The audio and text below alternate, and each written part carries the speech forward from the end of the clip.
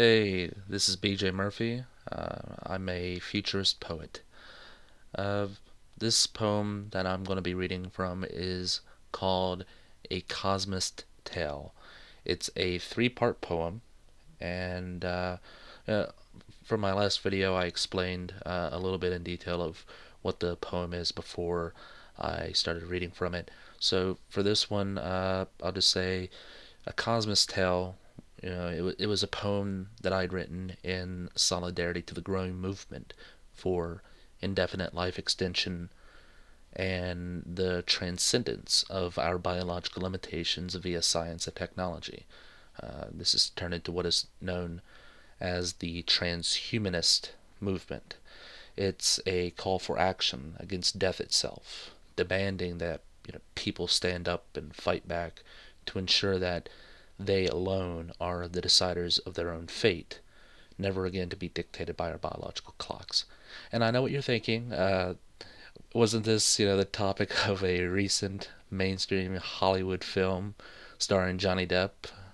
Uh, well, yes and no. I understand that this sounds familiar to Transcendence, um, but it transcendence was the result of what is already a growing movement, transhumanism.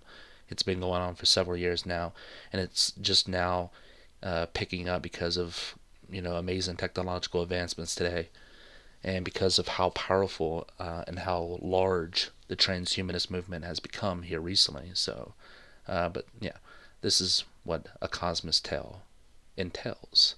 So here it is.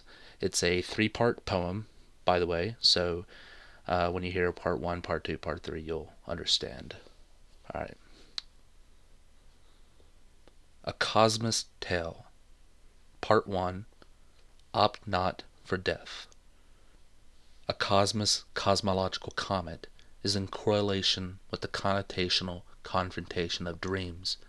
Dreams that are only dreamt by the dreary of death. Death only dreamt when no dreams are left. For what is left than the dichotomy of life and naught, foretold by the whispers of our ancestors' ancestors? A dialectical dialectic discussion between a two-headed dragon, discussing a myriad of discourses which mirror the race of every clock's hand, each with a similar result.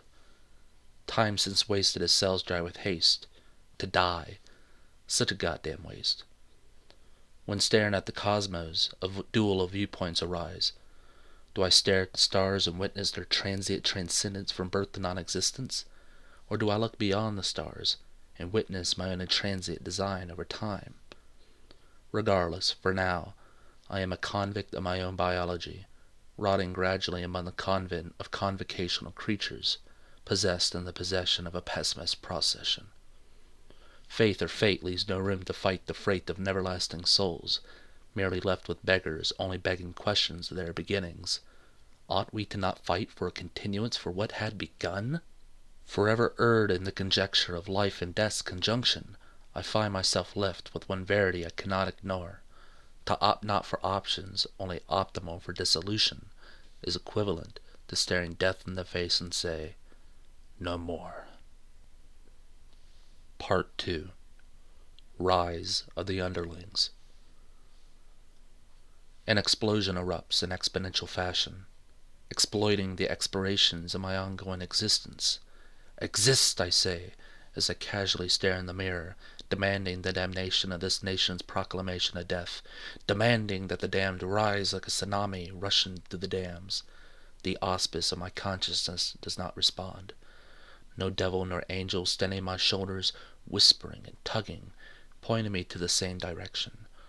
No, only the erection of irreconcilable pats, with attempts to withstand my wits with which it wishes to wither.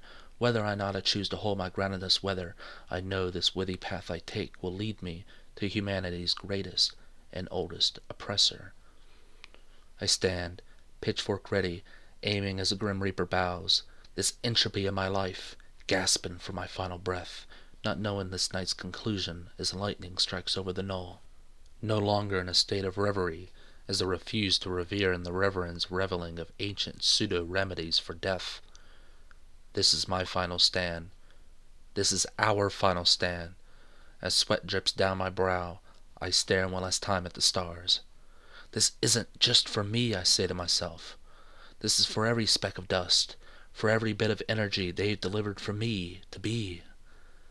I shout to the cosmos with sought the veil as the whistling cool winds winnow the cornfields next to us. I must not fail. And then, like the scene when David strikes down Goliath, death is no more. I weep for life. I weep for joy. I weep for every lost being up to now, with a new beginning with no need to endure an end. I stand before our fellow sentient brothers and sisters and shout with all my might and say, the future is ours. A future indeed, forcing me with an obligation to oblige our past suffering, kneeling before Shakespeare's ghosts, whispering, Dear Brutus, we are no longer underlings. Part 3. We are Cosmists. Like a flicker of light illuminating the night sky, a coma patient whose only inevitability was death, arisen from his biological ashes like a newborn phoenix. I, the underling, became a cosmist. Creation at its most pure and crucial form, without being slain in vain, and cruciform, with no telling what tales lie before me, only the stories I'll tell over time like the entrails left behind from a comet's tail. Life, which had hitherto been limited, has now extended. For the extremity of such an externality is thus eternal. My existential exit from death itself is beyond words. It is beyond existence.